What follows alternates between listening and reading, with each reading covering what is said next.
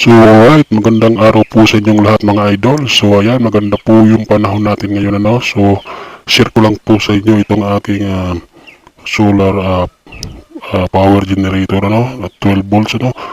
So ito po yung ating MPPT na ginamit po sa ating charging, at ito rin po yung ating solar panel ano.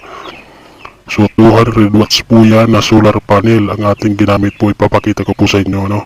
So ang gamit po nating solar panel ay Solar Homes. So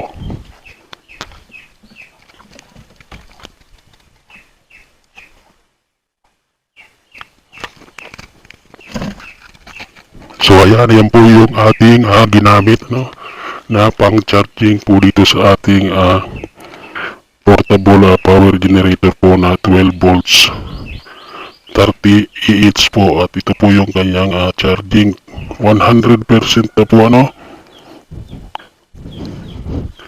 At ito naman po yung ating na harvest po galing po doon sa ating 200 watts na solar panel. So ito po yung binibigay niyang harvest sa atin. So ang input niya ay 27 volts at ang binibigay niya ay 2.4 amps, at ang kanyang output naman ay 3.4 amps as of now ang binibigay niya pong karga dito sa ating power generator. So yun lang po ano. So maraming salamat sa panonood.